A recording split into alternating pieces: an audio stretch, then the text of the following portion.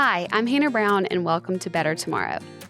My absolute favorite thing to do is have a heart-to-heart talk with my new friends and my best friends, where we sit down and talk about all the things like relationships and love, faith, and self-care. And of course, the little things as well, like the struggle to figure out what to eat tonight. All in all, I really want to ask, how am I better today than yesterday? And bring artists, entrepreneurs, and friends along on the journey. So join me on the journey, will you? Wells Adams, thank you so much for joining Better Tomorrow today. How are you? I'm doing great. How are you? I'm awesome. I was researching a little bit more about you, and it makes so much sense. Your voice is so great, and it's a perfect radio voice. I did not know that was your job before. Well, kind of still is, I guess. I feel like podcasting is kind of like radio, but Yeah, it's taken over. yeah, that was your thing, and that you were in Nashville. I don't know if you know, but I moved to Nashville. Do you? Where do you live? I live in Wedgwood, Houston. Okay. So I moved about, 7 months ago, and I love it. Yeah. How did you So enjoy your time? I loved it. I still own houses in Nashville, but I Okay. was over on the east side. I was a true blue hipster. I'm Now like the east obsessed. side's I feel like not what it used to be. But No, it's cool though. I yeah. love East Nashville. They have some good spots to Oh eat yeah. and just hang out. Yeah. No. I had my first radio show when I was in high school. And then I went to Ole Miss actually because were you Alabama I or was Alabama, and I yeah. almost went to Ole Miss. Yeah. Yeah. How did Yeah. you end up at Ole Miss? So I'm the youngest of 5 kids, and we grew up in Monterey or Carmel, California, which is a very affluent, privileged area. My father was a doctor, and he was just like, the rest of the world is not like this place. Everyone needs to leave. So he had a rule that we all had to leave the state for college. And my sisters went to Vanderbilt. My brother went to school in Dallas. Another brother's school went in Kansas. And so I was like, I'll go to the South because that's kind of where everyone was going towards. And I knew I wanted to do broadcast journalism. And so I looked kind of everywhere in the SEC. It was Georgia, LSU, Ole Miss, College of Charleston. And then I went to an Ole Miss football game, and I was like, oh, this is very good. Yeah. 18-year-old single kid was like, this, a lot of pretty girls here. And they also have a really good journalism department. And They do. yeah, so I did that, and I wrote for the Daily Mississippian. I had my own. I was the weather guy and the news guy on Newswatch. We created our own magazine TV show called Southern Exposure that I hosted and starred in, and then I was the radio host at Rebel Radio. 92.1 New Sound Rebel Radio. So I did that, and then when I graduated, I had a media sales class, and our teacher was going over what you could make out of college. Yeah. And so he was like, yeah, if you go work, because I was like, should I go do TV or should I go do radio? Because I could do both. I didn't want to do print because I was like, I think this is going to die, which I think I was right about. Yeah. And so he was like, at a college, TV, $24,000. At a college at a radio station, maybe about $30,000. And I was like, ooh, that's $6,000 is really going to push me over the edge. So I went to Nashville. This is how stupid this is, 22-year-old idiot. I went to Nashville, one, because I had a sister still there because she went to Vanderbilt. My thought was, well, I'll go do radio where they make music, and I'll go do a country format, and it'll be totally fine. So I went there. I interviewed at this really small, really cool indie radio station called Lightning 100. And I worked there, and actually kind of to come full circle, I was doing what's called board hopping. So I would do the overnights, or when people would go to Bob's used car lot, I would make sure the levels were right and making sure we were broadcasting correctly. So I was part-time.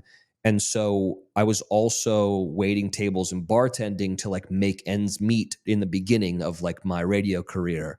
I used to do this bit on my morning show where I'd go on bad auditions or I'd go on auditions for things and I would like intentionally not get them for the bit. Like, so I'd go over my lines with my co-host and it'd be like a Meow Mix commercial. And I'd be so excited about it. And like the line was like, Meow Mix, we deliver. And then I would go and I'd film the whole thing and I'd intentionally be bad. So then the next day I could be like inconsolable. And like my co-host couldn't believe that I couldn't remember the line or whatnot. And then for some reason I decided to go on a Bachelor audition and I did this whole thing. Like I did the whole bit where I was like bad and didn't get care. And of course they cast me like that day. They're like, that's exactly what we want. This is what we need. This guy seems unhinged and like an idiot. And that's how this all started. So yeah. Wow. Sorry, that was a lot. I know. No, I know it was a lot, but I'm like so impressed by your like work ethic. And it was funny. Adam, my fiance, lived here in Nashville, like kind of around that time. And he was like, yeah, like Wells was the radio guy. He was everywhere. Like he remembers how much you were, on air. And it's kind of crazy to think how much you were working like right out of college. I didn't know what I wanted to do after college, much less like have multiple jobs. I mean, obviously going on The Bachelor like changes the trajectory for, I know for both of us and for a lot of people, but what was the goal before that in radio? Like what did you see yourself doing? Yeah, I wanted to be syndicated. That was if I was ever like the wrong reasons guy, if there ever was one, it was definitely me. Like, luckily I went on the show with Jordan Rogers, who had like an ESPN deal. So like everyone's kind of focused on that, not like the radio guy. But that was what I really wanted. And I ended up leaving Lightning 100 because I knew me getting syndicated from that station was almost an impossibility. It was an independent radio station. There was no affiliation with other stations to be able to send out like my show. And so that was my thought of going to iHeart. I was like, well, because I really was like, I want to be Seacrest. Like that was, I want to be in every market and I just want to do a morning show. And it was funny because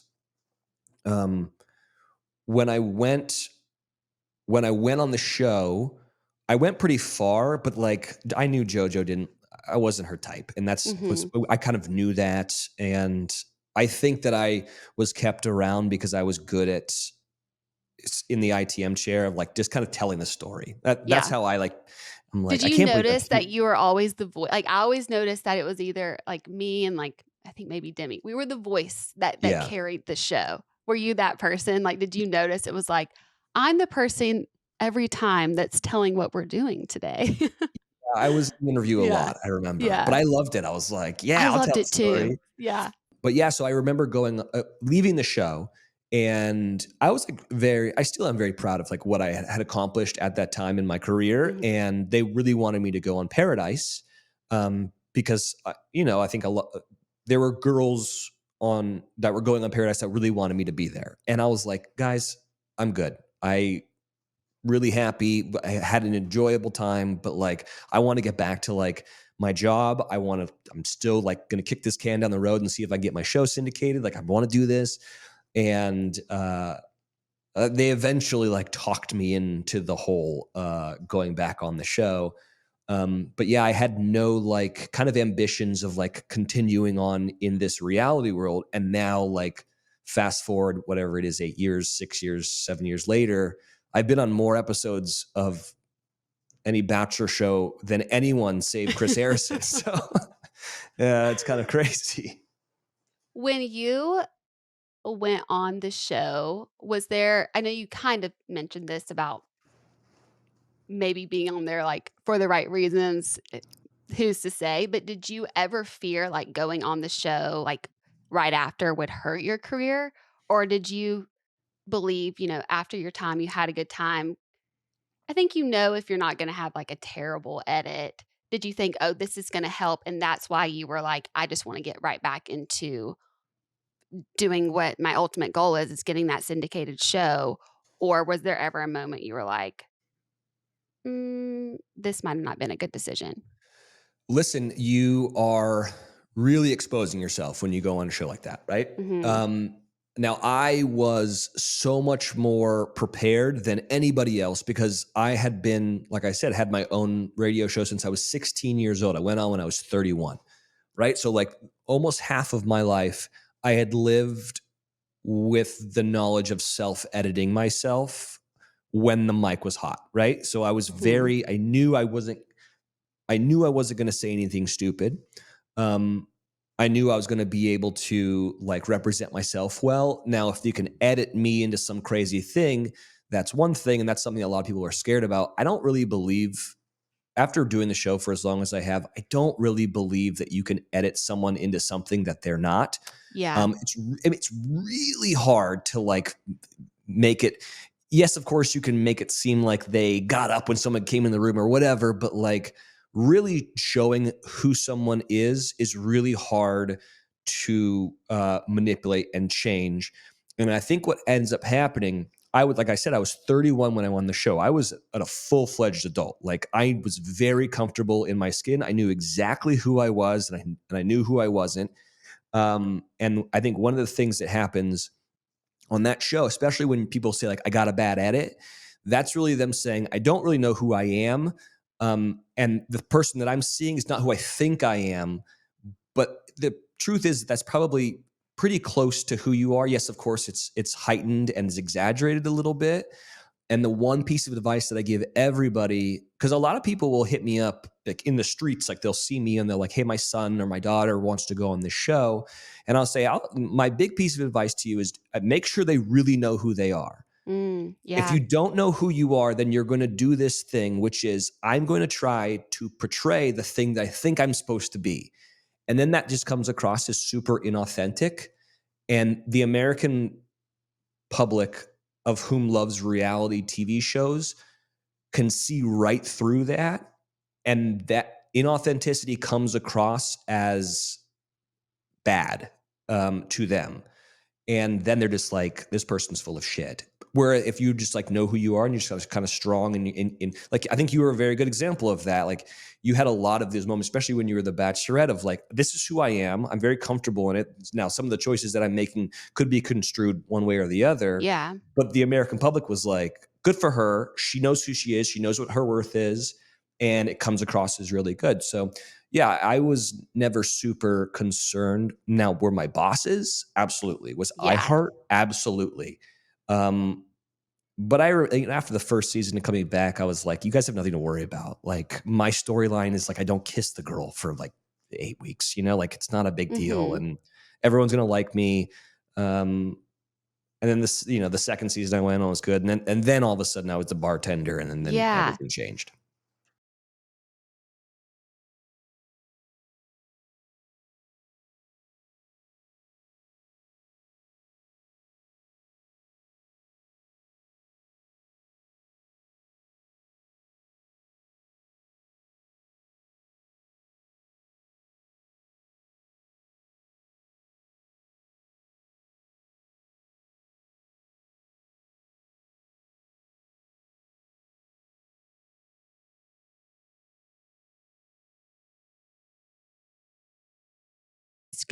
I'm just gonna do this in front of everyone, I guess, instead of editing that part of, like you said, just trying to think of, okay, what do I want to be and how do I create this? Because people are not idiots and can Yeah. see that and can feel that. But I want to kind of go back to Bachelor in Paradise and going on there, your experience, and also Bachelor. Like, what did you learn about love through those experiences?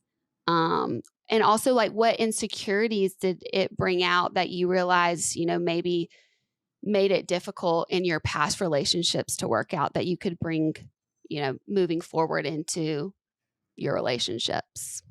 That's interesting. When I went on the show, and I'm sure you can attest to this as well, but a lot of what the show is like intensive therapy because Hmm. you're really, yes, you are telling the story of like what's going on around you and the other people that are dating, but a lot of it is you talking about your feelings and like really kind of, and I'd never been therapized before, and I always felt like I was I knew kind of like how my heart felt, and like how I was able to respond to how my heart was feeling.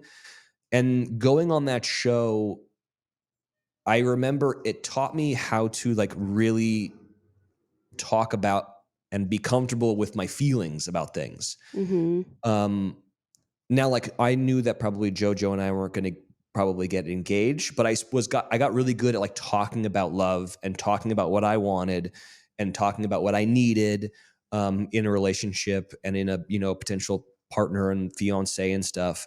And I remember going back, coming home, and like I was still like friendly with like an ex.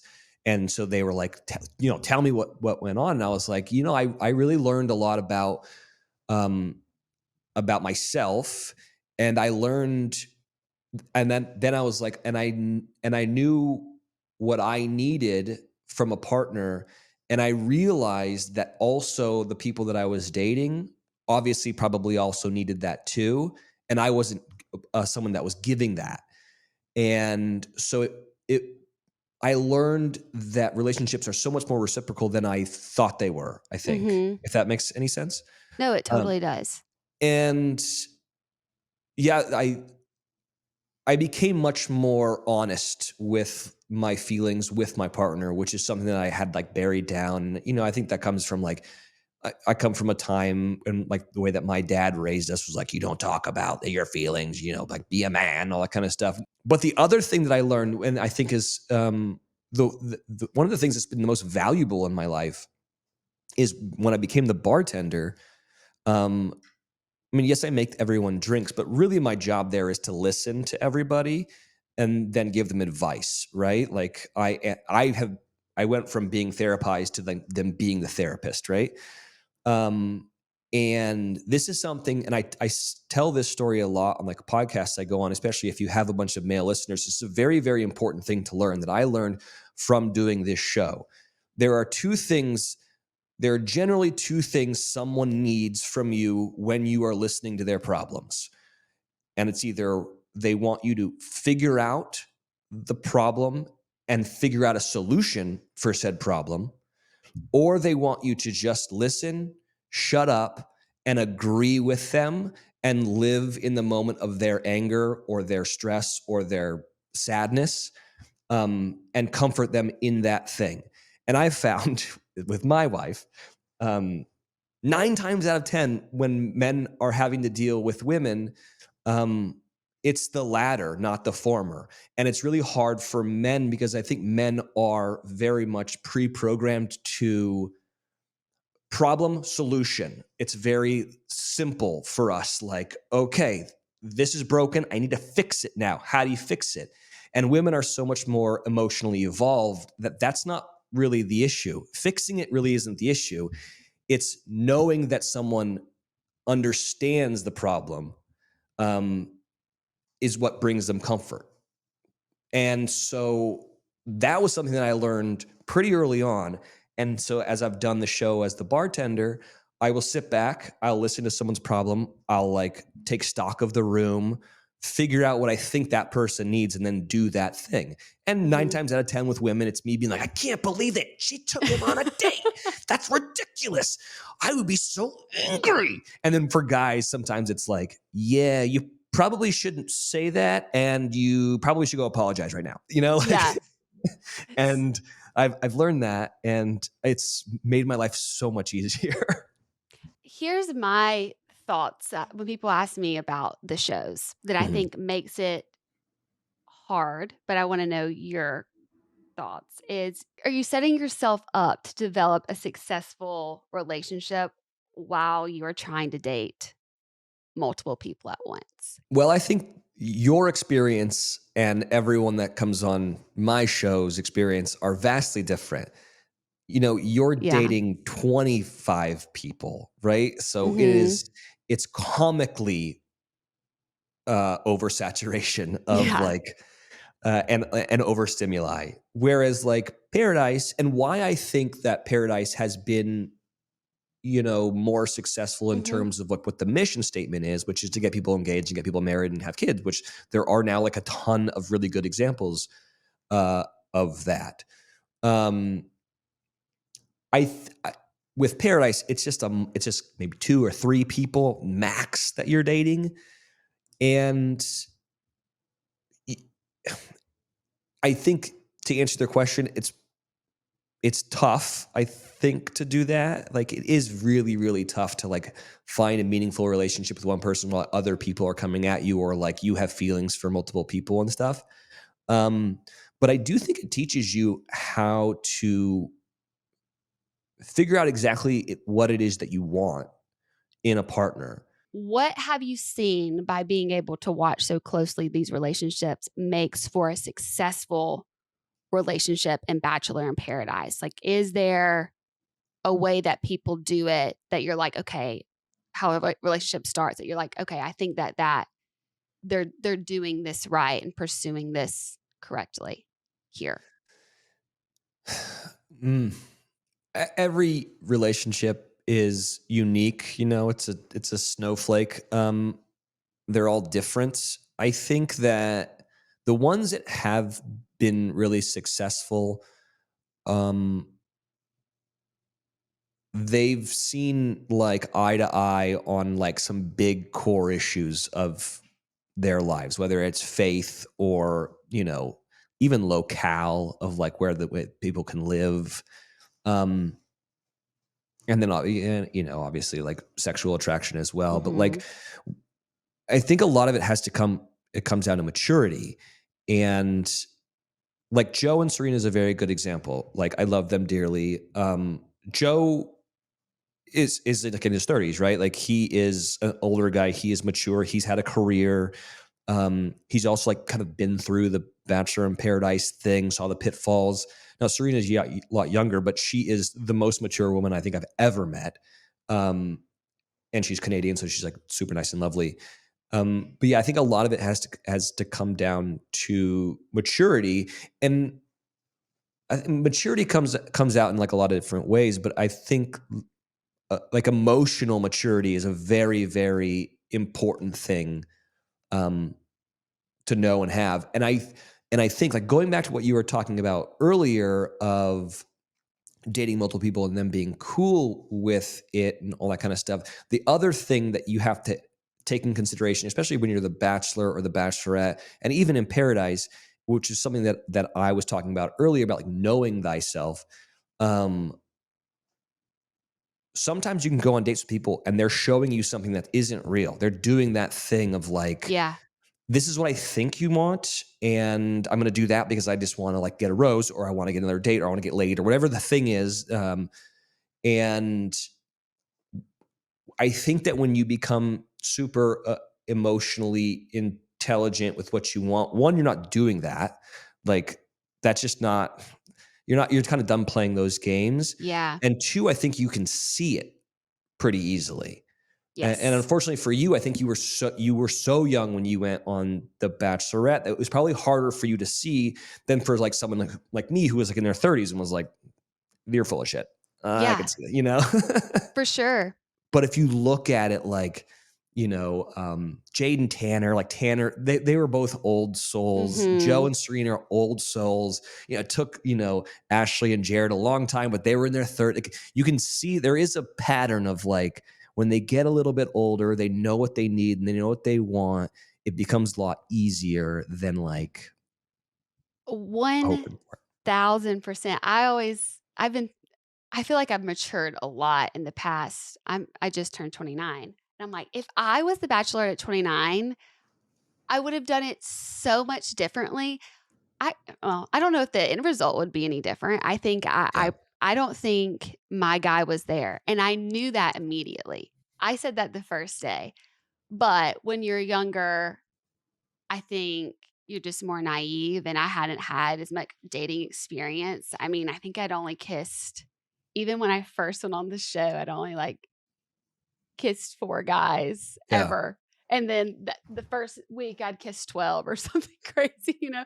It's just so naive, not I thought you went to Ole Miss, you know how all us Southern girls are. We think we're gonna get married at, like, 20 and have a Yeah. Yeah. baby 2 babies by 23, and which is fine and has worked, but, I was just it's to handle that type of dating experience, pressure, conversations. I do think you're right. There's a maturity that has to be there for that format to really play out and be successful in your life. Or you just got a lot of learning and growing to do with that person that you find there Yeah. really young.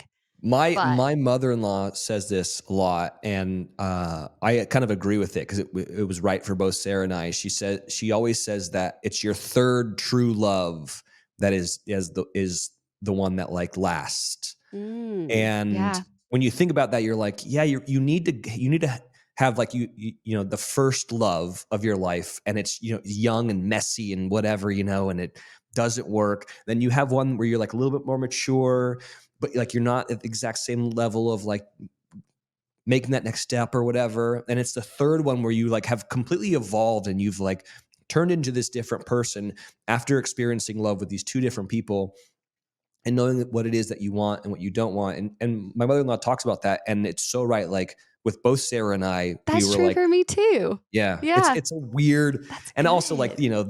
the thing of threes, like Yeah. it when I heard that, I was like, that's a smart thing. I would give that advice to my kids of like, you think that this is like the person for your forever person, and maybe it is, but like I think that you've got a lot more living to do, and just keep that in mind. No, I totally agree. And I think you have to experience that heartbreak once or Yeah. twice too. I think that those moments of hardship, of losing something you thought would be like last, but realize that it just there were some serious places where maybe you aren't aligned, and having that also that's also heartbreaking when like you love somebody so much but you're just like not at the same place. I think that is those are the moments where you really learn a lot about yourself and actually become the person that is ready for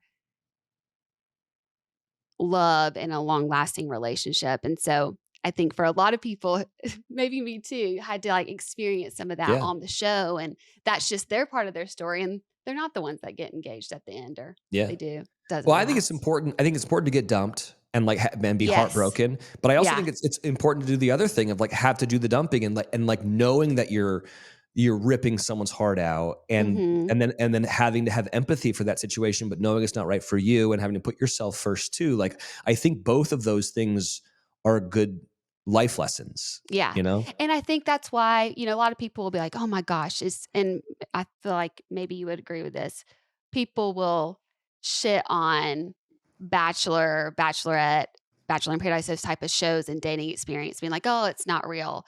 Or can you really fall in love at this quick amount of time? And for some people no, some people yes, but I do think you live so much life in that month or 3 months or just that experience where you're having to make pretty big life decisions and evaluations, and especially when you're having to talk about how everything makes you feel, how that really, if you allow it, it makes you just more emotionally intelligent Hmm. and sure of yourself. So I think it's when people ask me about the experience, I'm like, have these things in line. But it was really it was really great for me, not just career wise and obviously having support from so many people, but just understanding myself more. And it was freaking fun. There Yeah. was parts of it that were really fun. The Uh thing that when I get that question a lot too, and my answer usually is you have no idea how many things are distracting you in your regular life until you yeah. go on a show where they take away all your distractions. Like you don't have a phone, you don't have TV. I snuck a book in and I remember them being like, I don't know about this. Yeah. Like when you are only able to focus on one thing, which is a relationship with somebody. And listen, I went on the Bachelorette. So like that's a different situation. But in Paradise, like you are stuck on that beach with that person.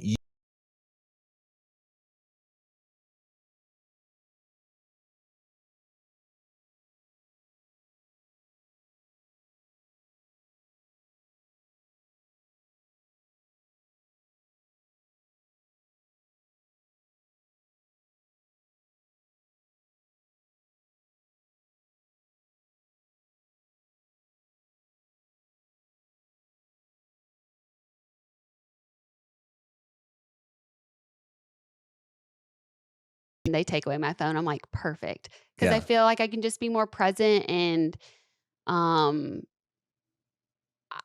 for me, every time I've just learned a lot about myself and other people, but I have severe ADHD. So I'm like, yeah, any way that I don't have to communicate with anybody that's not right in front of me, let's do that. Yeah. But I wanted to go into talk a little bit about your relationship and how Okay. you and Sarah met. Was this Where were you in life? Were you already the bartender on Bachelor in Paradise?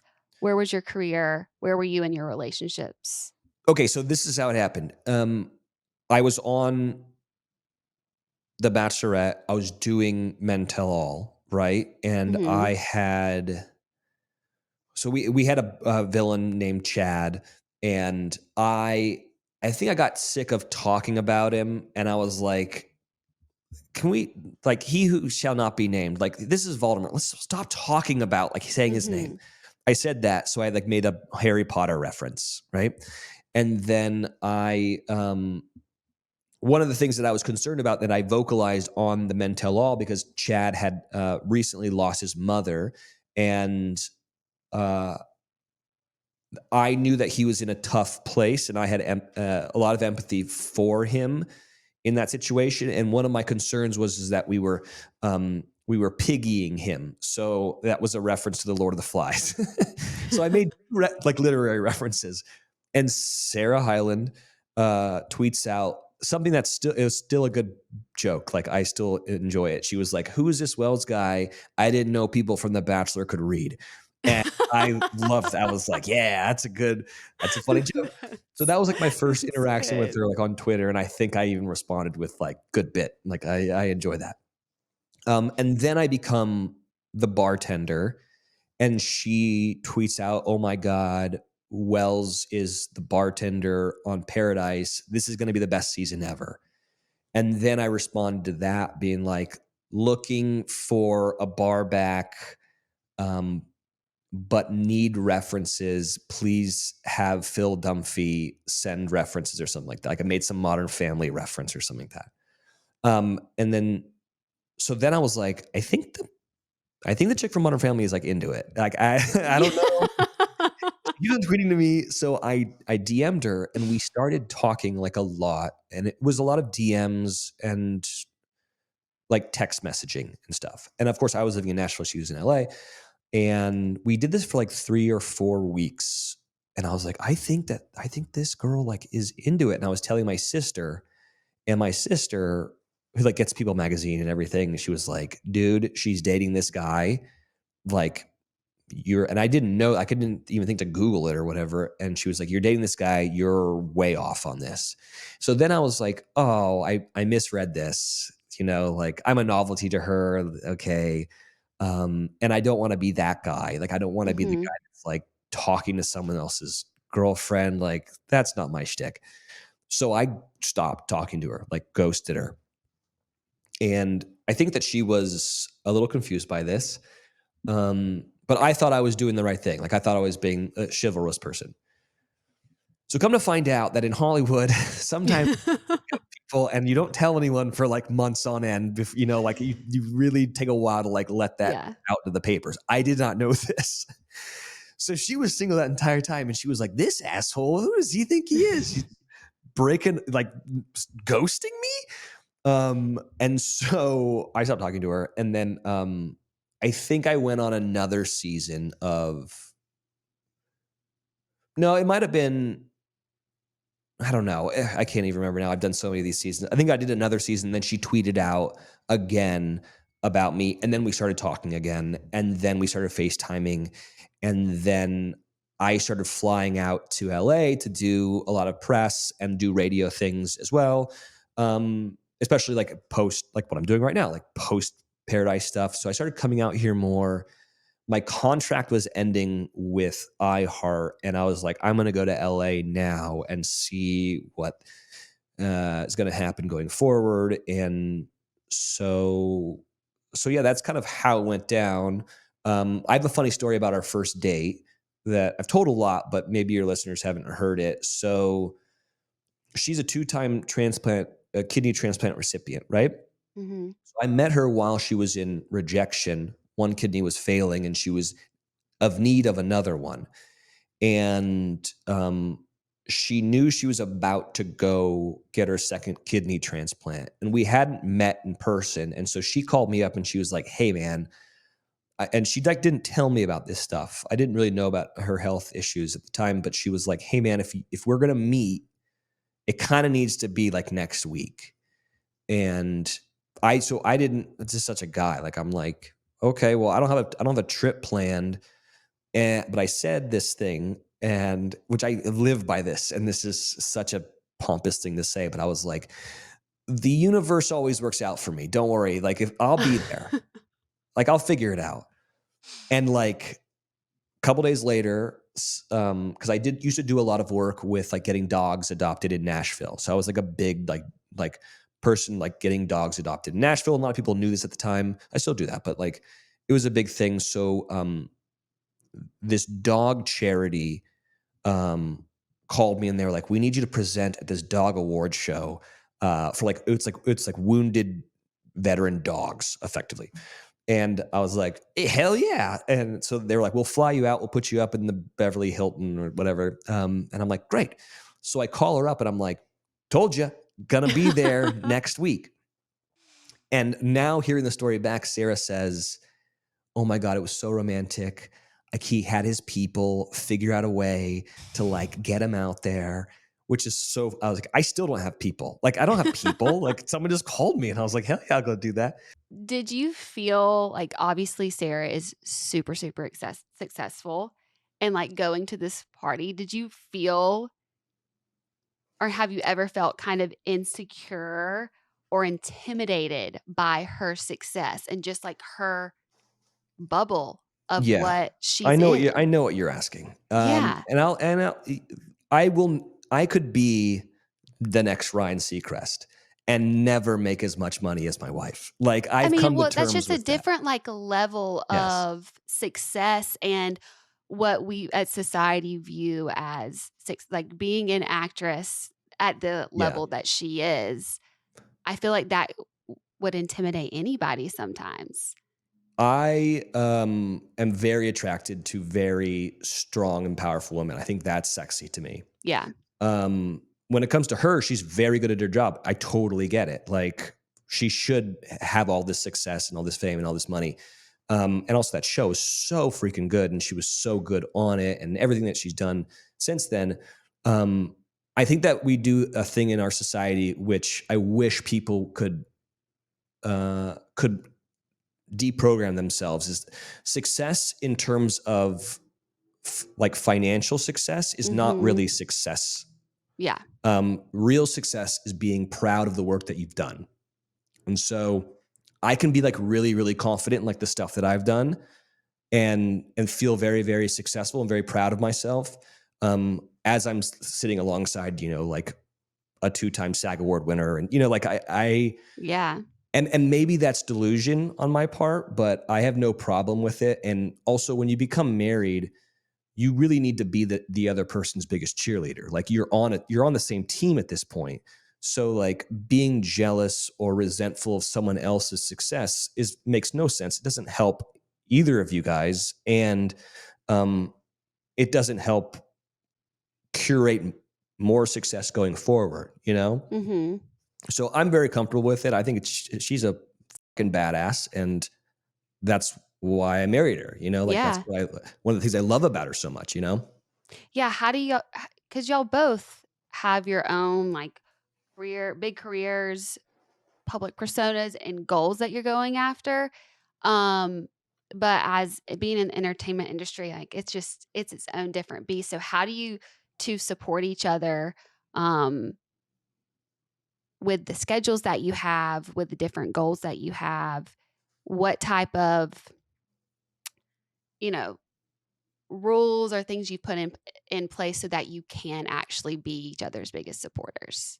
It's been tough. Like this last year of ours was actually tough because she did like 3 months in Berlin doing Bumper in Berlin, and then like I filmed Best in Dough for like 3 weeks where I was just kind of like gone, and then she went and filmed Love Island, and I went and filmed Paradise. So like it was a lot of ships passing in the night. I mean, we are very good about we FaceTime each other every night when we're not around. But our rule really has been is, like while the sun is shining, like, uh, make hay or whatever that cliche is, like work always comes first with us. Like, and everyone, and we're always as supportive as we can be with someone else's like schedule and work. Obviously, like I think when we have kids and everything, that'll change a little Yeah. bit, but we need to be everyone's biggest cheerleader. And we got lucky in terms of like things were scattered, or like it was like her thing, then my thing, her thing, then my thing. And then, so then it was, you can write into your contracts, my spouse has to come and you have to pay for the plane ticket. So like we were going and visiting each other, and still being there with one another and still like supporting their career and stuff. But obviously everything is a balance. And yeah, like I love my wife because she's beautiful. I love her because she's fun and funny and, you know, successful and all that stuff, but I also like love her drive. Like Yeah. I appreciate that. That's sexy to me, So Yeah. Last question about your relationship, but like what you've been married now for how many years? only a little 2? over 1 year, but we were supposed Okay. to be married in 2020, but then the pandemic. So we effectively have been married for 3 years, but only Yeah. one by the state. What has been the biggest life lesson that marriage has taught you so far?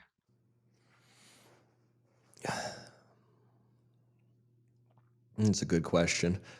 I going back to that thing that I learned in Paradise of figuring out what your partner needs from you when you're listening to their problems. I think that is a very, very, very important thing. Because we also like vocalizing that that's what you need. Because I'm that way too. Like I'm like, Sarah, I don't need you to fix this problem. I need you to like be angry with me or whatever. Yeah. I think that is spot on Yeah. just from my relationship now. Yeah. I'm just engaged now, but I am learning that communication and being able to listen is so, so important. Yeah. And Um, while like, and also in engagement is a really important time for you leading up to the wedding and everything. And yeah, take your time to really, really get to know one another and like, because you're about to go do this thing it's the rest of your life, like mhm. you make a commitment in front of, everyone that you love and God. And,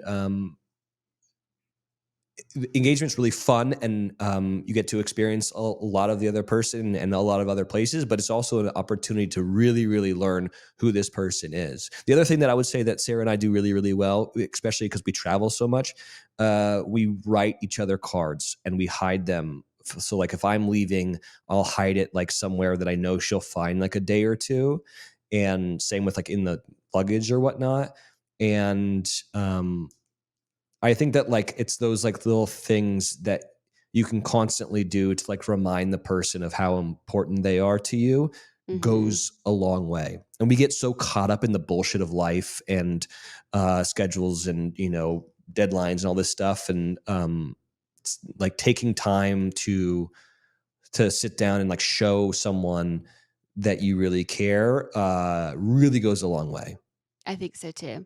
We Yeah. have a little whiteboard, and Adam will leave Yeah. me just like random notes with the to-dos, and I try to do that back. He's much better about that than I am, but I'm getting there. Yeah. There's still a lot more this season in Paradise. It was so fun to be able to go in, by the way. I Which, by get the way, why you came in like Jesus coming, second coming. Like everyone was like, it was the Anna nicest thing. Brown is here. I was like, people are making this is like I need to just come every season now to just Yeah. get like my boost of confidence. People Yeah. were so sweet, so fun. I'm really excited for the rest of the season. And this group, what can we expect moving forward in some of these relationships? Yeah, I mean, I think all the things that we assume will happen in paradise happens in paradise. Like there are crazy love triangles, there are a lot of tears, a lot of heartbreak, but then there's also like a lot of love and really, really amazing, meaningful relationships. And there's even a wedding at the end, which is kind of new for us, which is I'm fun. freaking out about this. Yeah. So it's that like somebody that's on the show right now is going to get married? There is a wedding at the end of this Okay. whole thing, and it's really beautiful. And it was very hot when we did it, and Jesse was sweating way too much. The poor guy was just looked like he was like being like interrogated for like a murder or something.